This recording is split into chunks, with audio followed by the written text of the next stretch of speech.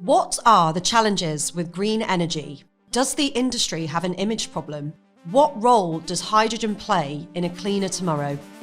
Welcome to The Challenge with Green Energy, the podcast tackling the tough questions with the green energy revolution. I'm your host, Lizzie Simon, and in each episode, we will be speaking to experts, leaders, and key voices in the industry to uncover the challenges, breakthroughs, and image issues, and the untold stories that are powering a cleaner, brighter tomorrow. So, what is the challenge with green energy? Let's find out.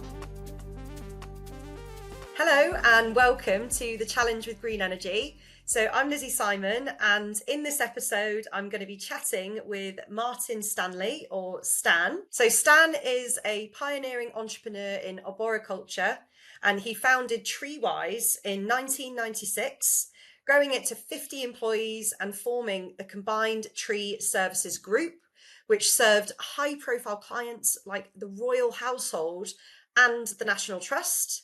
So with several patents and a successful £2.1 million European Space Agency project under his belt, Stan now leads GreenCo Energy, which focuses on transforming green waste into green hydrogen, but also into electricity, food and industrial grade carbon dioxide, and carbon credits. So a proper circular model if I've ever seen one. So welcome, Stan. I'm really excited to have you on the podcast. Yeah, thanks for that glowing introduction there, Lizzie. Greatly appreciated, and it's a pleasure to be here.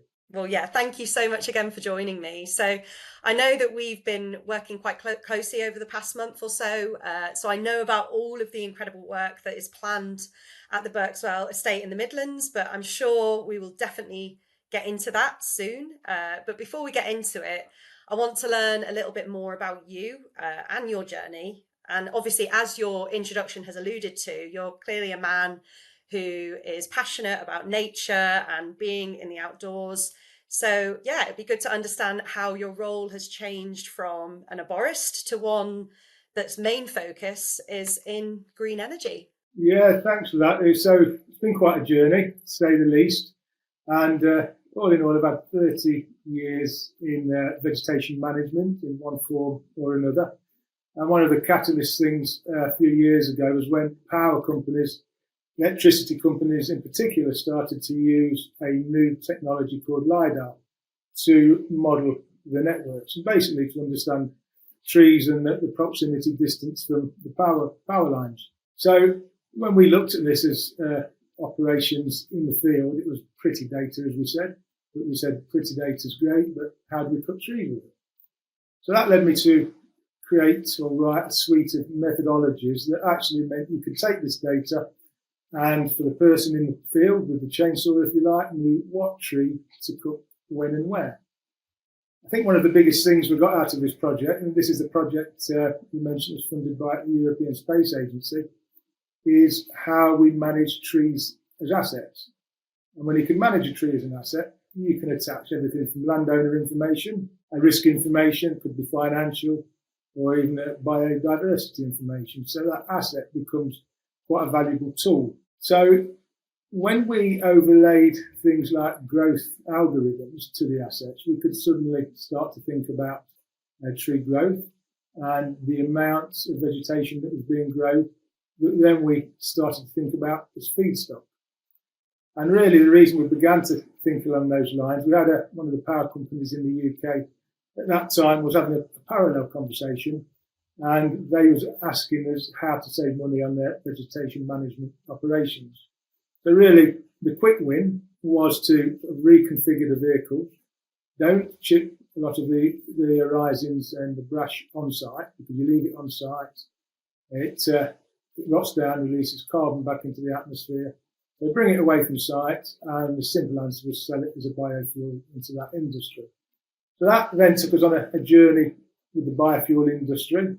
And what became apparent is using wood chips as feedstock for today's industry meant there was a lot of work went into that, processing the feedstock, so it has a uniform size, no chips, no debris or fines in it, rubbish, and dry it out to a moisture content of 5 or 10%. But by the time you've done that, you've got a feedstock that's got a high monetary value to it, but also a high carbon footprint. So we went on a journey and teamed up with a company in Latvia to develop a new technology, which essentially meant we could use our waste from the tree surgery operations, classed as a low-grade waste. If there's a bit of rubbish in it, that wasn't a problem. It can be a high moisture content, but this technology meant we could take this waste, process it without creating any harmful emissions. We could capture carbon, and basically it meant that there was a whole industry there where we could direct what's classed as a low-grade waste into there to create renewable energies. There's several models. It's quite configurable, but our favoured model is to produce hydrogen, food-grade CO2, and electricity. So that was the initial journey that's led us today, and the formation of the first UK plant at Birkswell, Birmingham. Yeah, I mean, it's so exciting, and I've seen all of the plans and the science behind it, and it almost kind of seems like a no-brainer. So a bit of a follow-up question on that is, do you know if there are other companies around the UK that are doing something similar? Because it seems like the perfect solution. Not to our knowledge is a quick answer.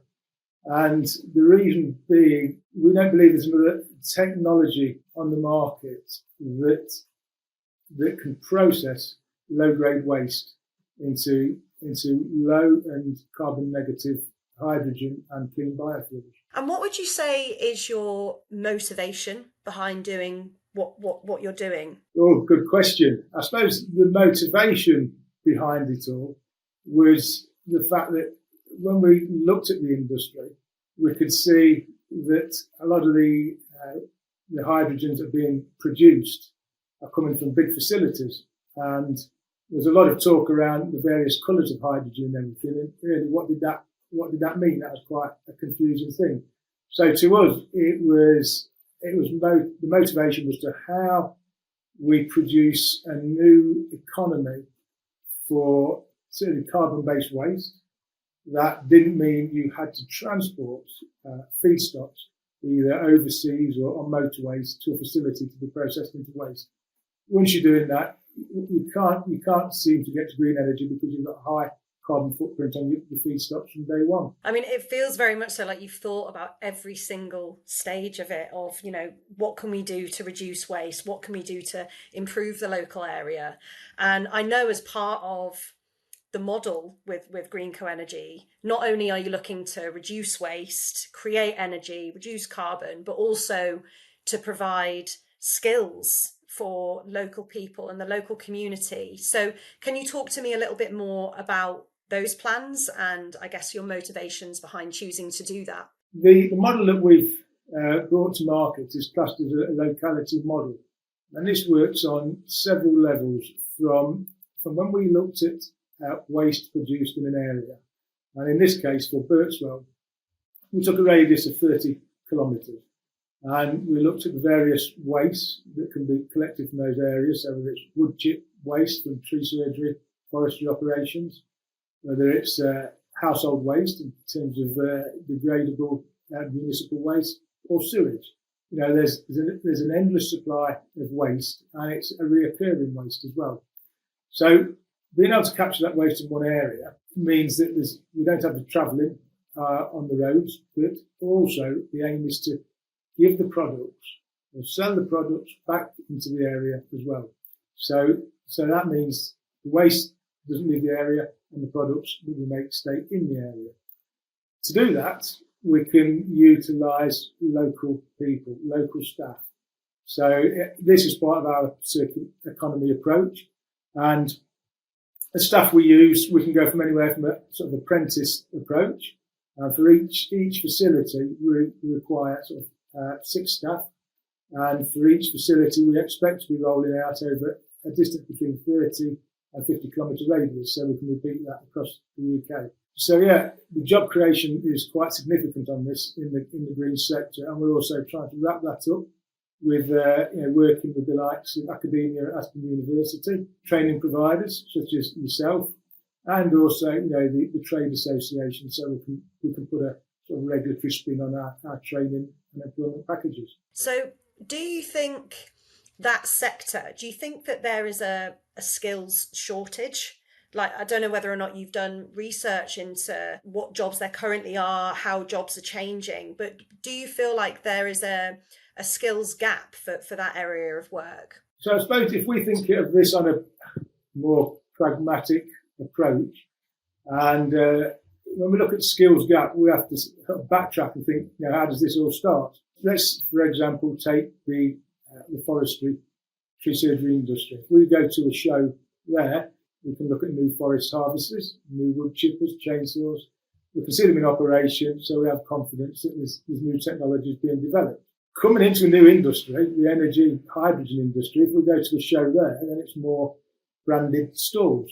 And, for me, I struggle to see evidence of, technology, what is working, what isn't working. To some instance, that said to me that there was a gap in the technology sector. Add on to that a little bit more when we start to think about the hydrogen, like I said earlier, all the different colours of hydrogen.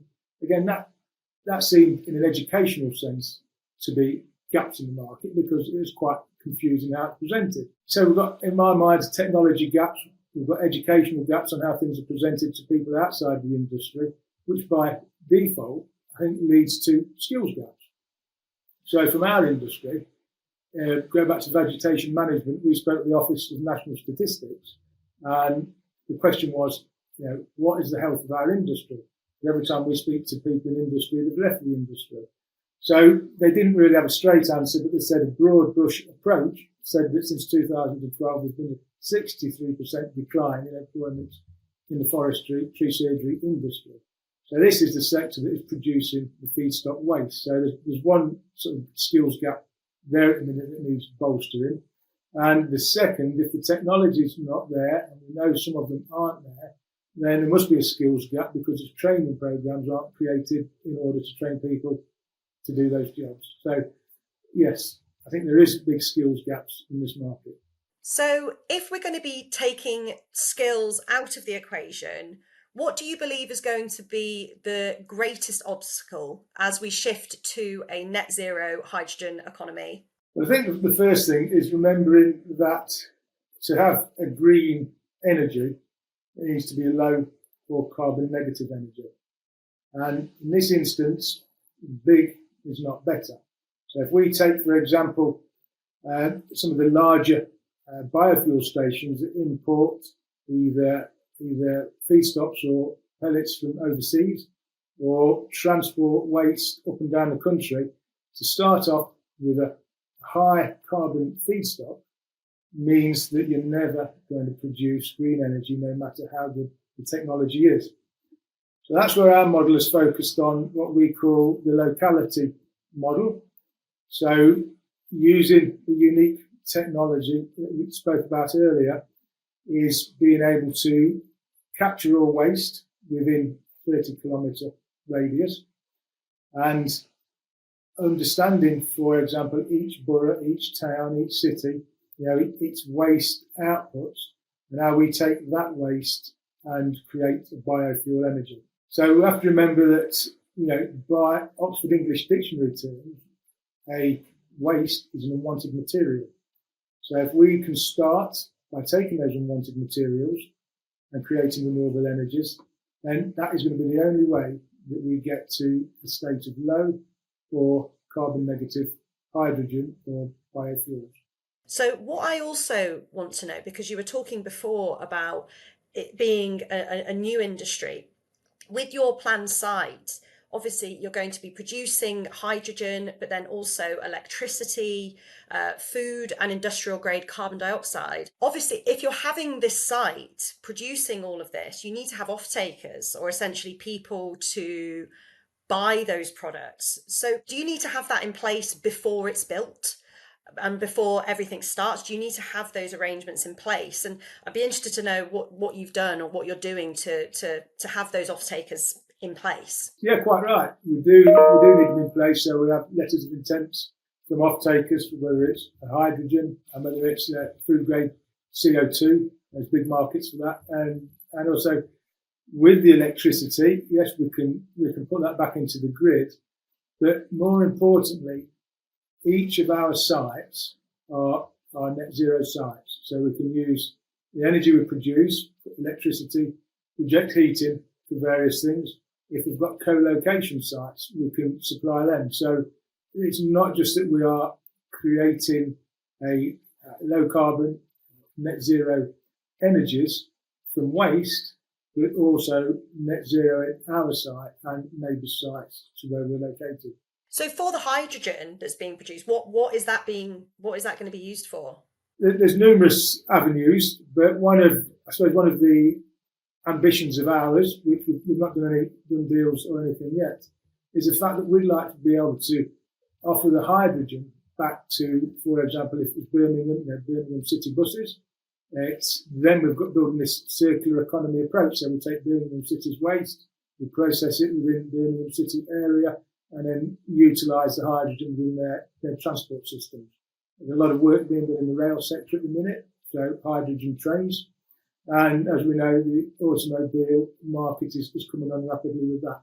On top of that, we've got a lot of parallel projects, looking at the aviation and marine bunker fuel as well. So as it stands, we don't seem to have any shortage or issues of offtake for the hydrogen.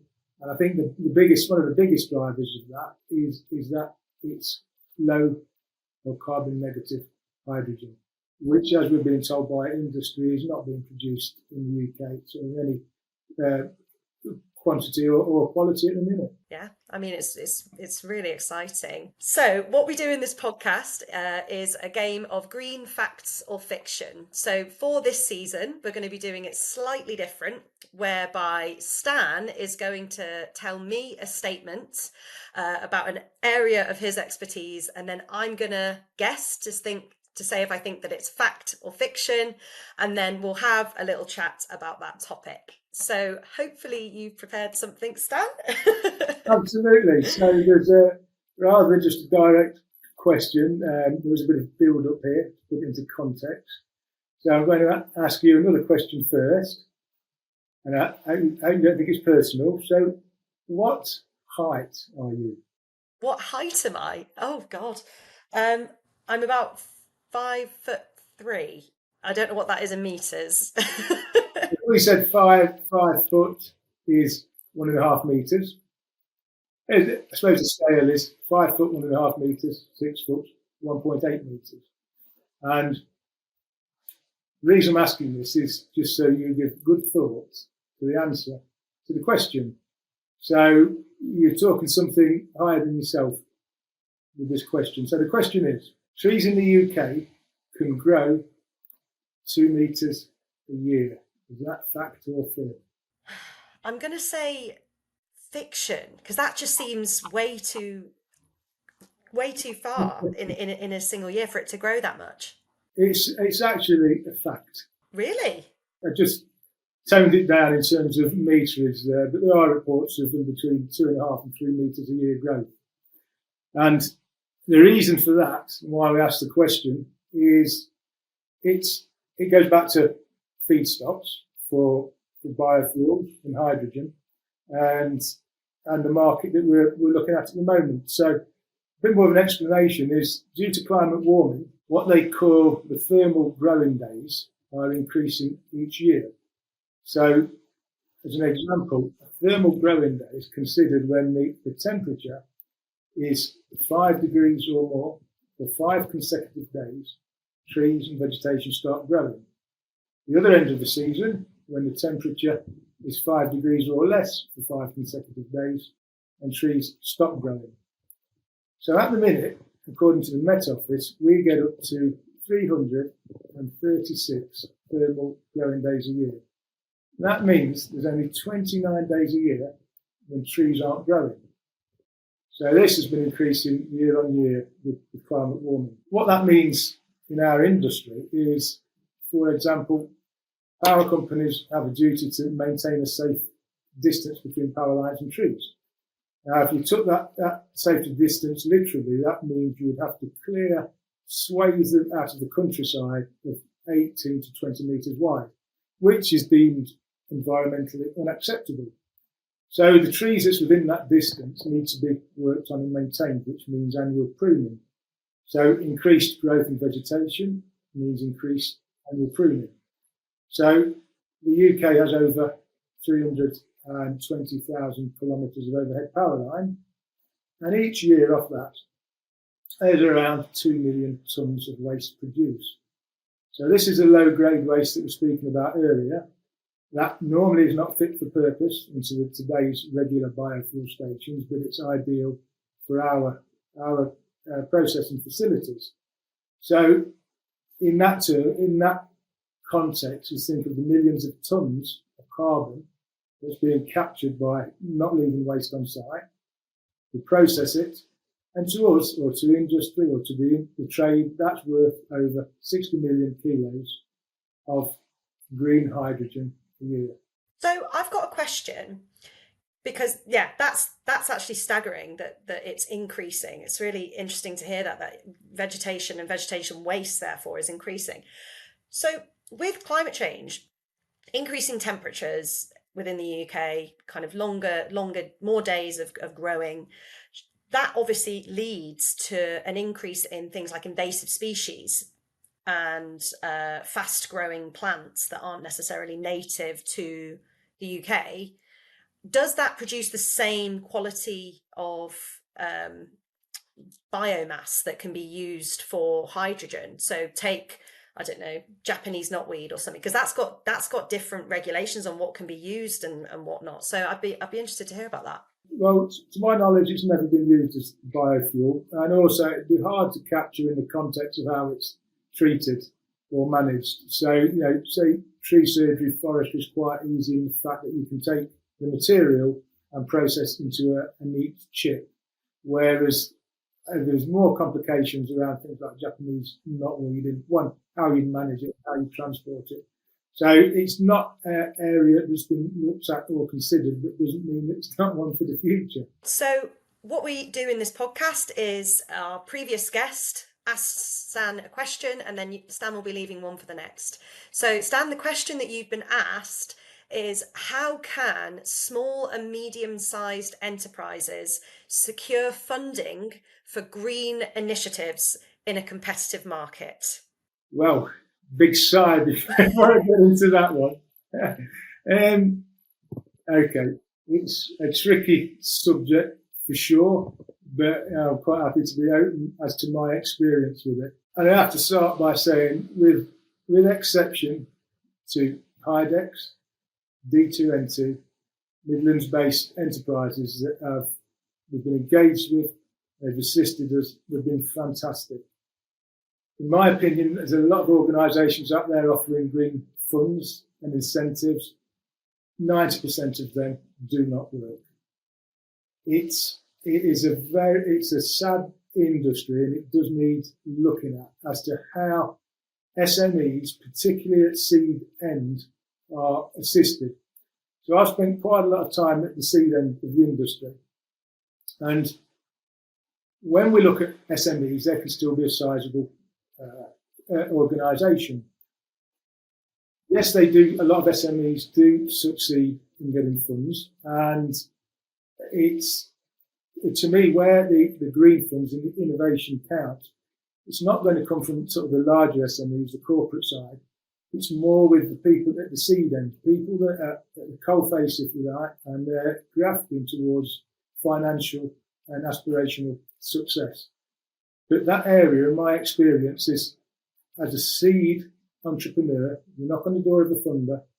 First questions are, how long have you been trading? Can I see 3 years accounts? And it's not always the way, So that's normally when the journey ends. So that's why I say 90% of organisations, don't get it, or they don't help.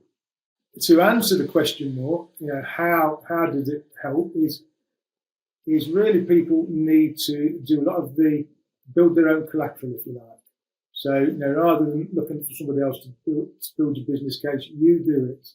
You find your partnerships, your outlets, your suppliers. You have to understand your USP inside out. you've got to own it. And once you do that, you can start to build the collateral around you. Then, going back to the regional enterprises, like I mentioned before, the Hydex, the D2N2s, for me, on my journey, they have been the biggest support, even though they may not realise it. They deal with many other organisations, but, answering a phone, promising to make an introduction when they do, all those things count. So I suppose the bottom line is, rather than trying to attack any too bigger opportunities for funding, because a lot of the funding process is not proportionate, in the sense that the time, effort and cost in preparing a bid for securing funding versus reward very, very rarely stacks up for an SME. So it's a hard journey. It's an area that needs more thought, more consideration, certainly to the seed end of SMEs. Something that I'm happy to get involved with and champion in the future to make opportunities more accessible for, the budding seed companies of today. For sure. And I think, just echoing what you're saying, what it boils down to is just having that support there. Obviously, you've got your SMEs, but then you've also got micro businesses where it's made up of, a two-man band or something. So it's about having that support and being able to help them go on that journey, not just from a funding perspective, but actually just having that guidance on what do I do? How do I take those steps if I want to achieve something? Absolutely. And it's key just to build up, a resilient sort of network around you. People that get you, understand you. There is a lot of lip service in the industry. People, to be honest, people want to do a 9 to 5. They want to check out at the end of the day. As long as the boxes have been ticked, they don't care. Right, and the side of the fence, of a seed entrepreneur, it's, a different ball game. So every bit of support, every connection, every door opened, it's important. And that's sometimes worth as much as the cash itself. Definitely.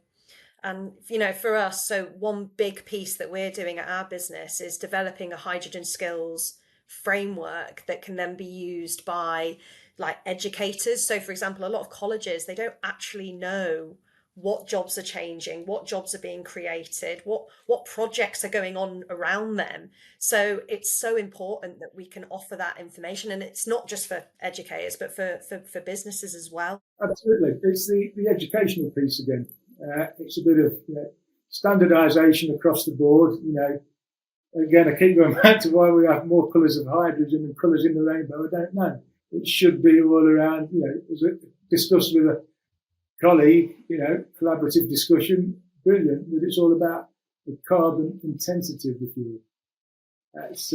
It's great. Clarity in education, that's what we need. So just before we finish, Stan, I've got one last question for you, which is, if I could give you one wish to help solve the climate crisis and to help the whole world reach net zero, what would it be? One wish is to engage in the circular economy approach to using waste as biofuel to produce renewable energies. Oh, well, thank you so much, Stan. It's been great having you on and hearing about all of the amazing work that's going on at GreenCo Energy. For anybody that hasn't seen it or knows about it, I'm sure there'll be information online to find more information there. But yeah, thank you so much, Stan. No problem. It's been a pleasure. Thank you for having me, and hope we can do it again sometime. Thank you so much for listening to The Challenge with Green Energy, brought to you by Hydrogen Safe. If you enjoyed this episode, be sure to subscribe, like, and leave a review. Every time you do, it helps us to promote our podcasts and increases the chances of others finding the show too. For further details on Hydrogen Safe and how we are connecting the supply between businesses, individuals and educators through our specialist hydrogen safety training, then head over to hydrogensafe.org and subscribe to our newsletter. See you next time.